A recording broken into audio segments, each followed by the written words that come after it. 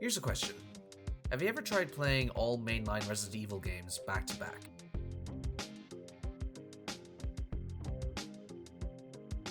Where does one even start? If you were to view this as a timeline, over the course of its complicated history, the series has gone from popularizing survival horror within the mainstream, wearing the influences of Alone in the Dark and George A. Romero, eventually evolving into its experimental teenage phase with third-person boulder-punching camp. Think of it like it went off to college for a fancy bachelor's degree that promises a job at the end, before going into rehab for overdosing on a weird fusion of things it was and wasn't, before starting a new stage while still wearing some of the skin from its early days just to remind you that, yes, it has been 25 years since all this started in a mansion filled with the Walking Dead.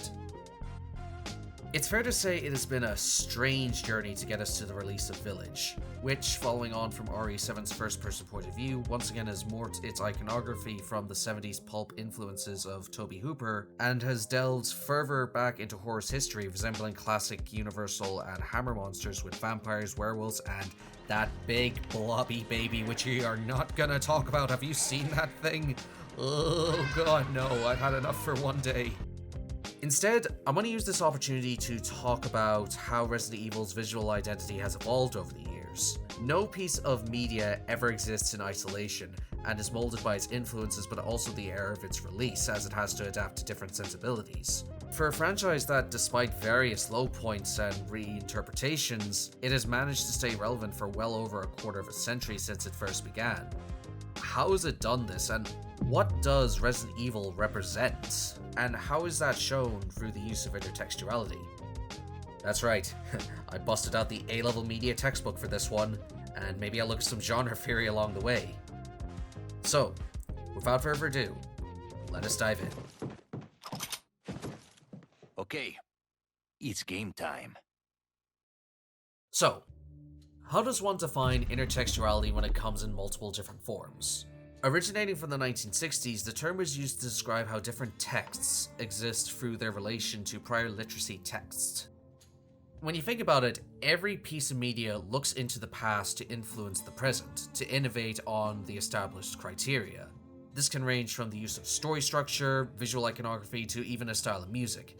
It's basically a fancy term to describe reference, and it's literally everywhere. Even if it's unintentional, it's so ingrained into general language it can't be avoided. To the point it frequently transcends across culture and mediums to give us a universal signifier, so when we see an example of an archetype, we have a prior example to pull from and understand better. Like, I don't think it's a stretch to say that a lot of popular media today probably wouldn't exist without Berserk. And I'm not just talking about the visual influences, but also its subtle approach to masculinity, the long-form development of its many multi-layered characters, along with the evolution of its world and artwork over time. That attention to detail would go on to inspire everything from Dark Souls to Dragon's Dogma.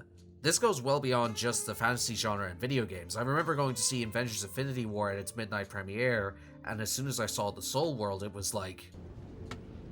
I understood that reference. Even in small ways, it will continue to be felt after its 3-decade run, which speaks not only to the power of storytelling, but also to people's love and respect for a series that has inspired them.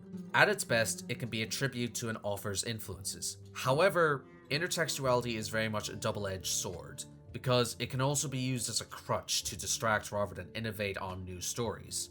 For example, there's a mountain of difference between The Mandalorian using old westerns as a point of reference, compared to Season 2, which literally references itself with characters and plot lines from the wider Star Wars canon to mixed results. The finale is the guiltiest of this, having Luke Skywalker rock up and go, "Hey, it's my turn on the Xbox now, bitch."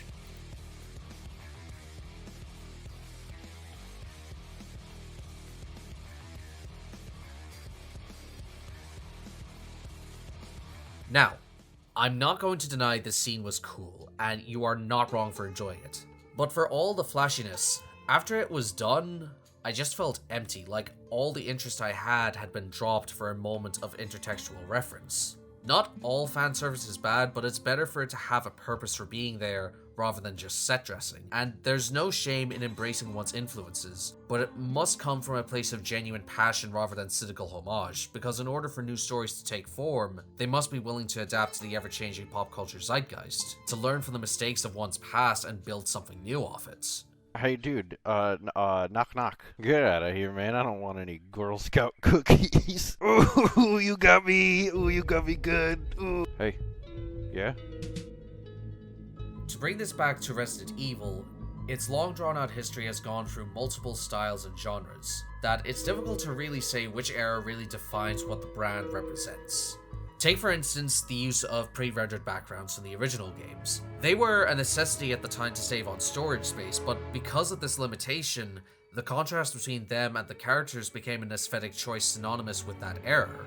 Like in my previous video on Little Nightmares, the use of cinematography plays a key role in the atmosphere. By limiting the player's perception, it leaves us feeling more vulnerable in these massive spaces. In Resident Evil's case, the top-down perspective frames shots to make the player feel small, while filling the background with detail and ambience, with each subsequent cut to a new angle adding to the feeling as if our character is being spied on. The use of compositions coupled with the tank controls became an iconic feature of this particular era and these early games specifically. And there's a great article done by Esfer Rosenfield which does a great job breaking down this approach to visual storytelling. You might have a profile view, or a low angle shot, or a Dutch angle, or any number of variations. Each shot was carefully composed to best capture whatever area of the map it was assigned, and each shot told a different story about that particular space. Because of this compromise, the visual language was molded by the fixed perspective, and it was used to its advantage, crafting moments that have been immortalized in video game history. Gradually, however, this style of presentation fell away when entering the new millennium. As games became more powerful and ambitious, the use of camera work was expanded upon, with more three-dimensional movements and cutscenes that would employ more standard cinematic language. That leads us handily into this teenage phase of Resident Evil, which I refer to as the boulder punching years.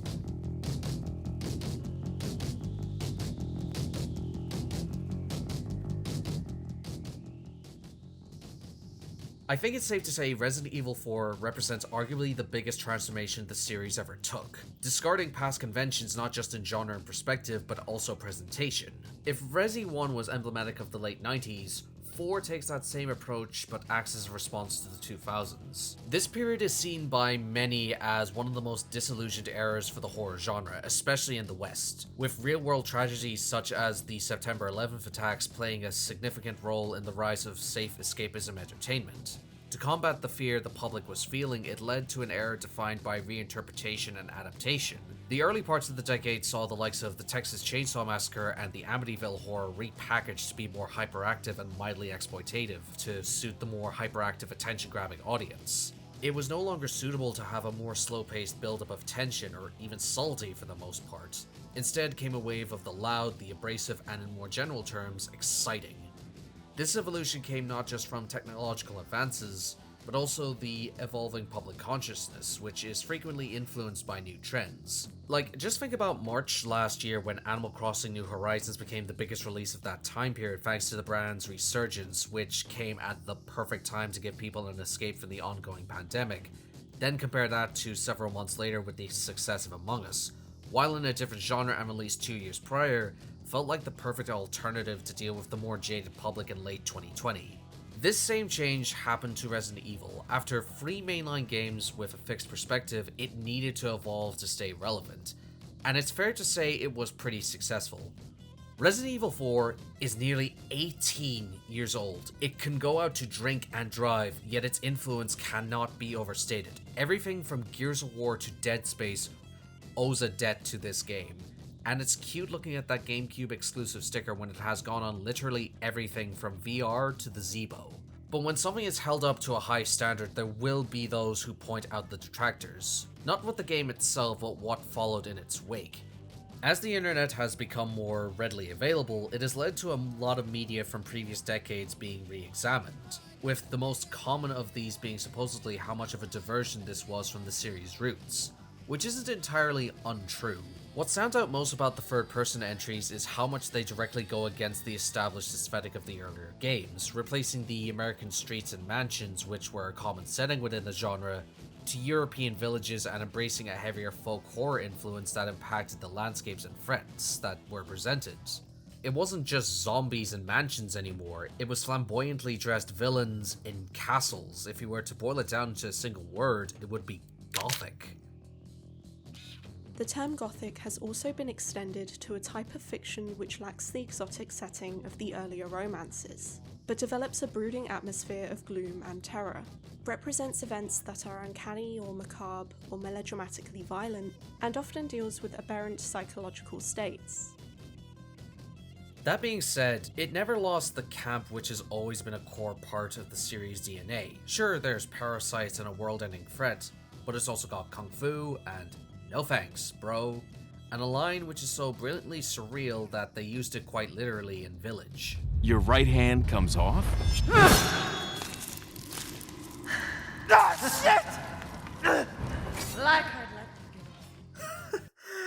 It only occurred to me while I was writing this bit, but that first aid not only helps reattach his hand, but it it fixes the fabric of Evan's jacket.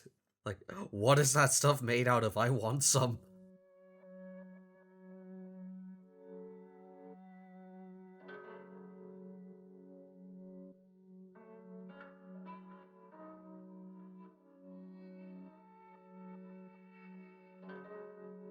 There's always been this cheeky side to its scares, so when people argue it's distraction, I'd say it's always been there, it's only just grown more prominent as the games have progressed. Resident Evil has never just been one thing. It always feels more like big budget experiments that play around with their gameplay and format to whatever is relevant. While not consistent, it has offered both laughs and chills. The benefit at looking at a series this long is that you can pinpoint the exact moment that Resident Evil officially found itself and just didn't care what anyone said and just went with it. And it serves as a key reminder of why it has persisted for this long. That's right, we're talking about the big vampire lady now. Resident Evil 8, in the simplest terms, is a massive clusterfuck. Like, it has more in common with Resi 6 than it does 4, in how it jumps erratically moment to moment, how it makes you feel powerful one moment and then says, nah, you're fucked now, here's a big blobby baby. I told you it would come back. All of this can be seen directly in the scene after Ethan Winters is captured and once again is stuck in front of all of his captors. We got the previously mentioned vampire lady, the creature of the Black Lagoon, the doll which is sadly not the one shown in the cute promotional videos, and this tall glass of steampunk also known as Heisenberg. All this should not work. In any other setting, this would be an unfocused mess. But in this instance, it's Capcom fully embracing the camp and unapologetically rolling with it. For me, I love games that are 100% unashamed of what they are, without embarrassment or concern of looking weird. It's pure camp of the best kind and serves as arguably the best embodiment of the series' brand identity of just doing whatever it wants. I don't see Intertextuality as being a ripoff or lazy. It should be paying tribute to what has come before to forge a new identity. More than likely, the next mainline entry will be the last first-person installment before going through another evolution, and when it does, I'm gonna be there to see it, because as much as it changes, Resident Evil has and always will be a weird, wild, and captivating series that sometimes goes off the rails, but manages to find its way back home. So the next time you see a reference, maybe think twice about saying it's just merely an Easter egg, but instead, an expression of one's own identity over a period of time. Because you either evolve or die in this industry, and with Resident Evil, it's all about evolution. And boulders.